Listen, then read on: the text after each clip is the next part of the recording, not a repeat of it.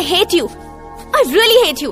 रहना है बस यहाँ, अब दूर तुझसे जाना नहीं।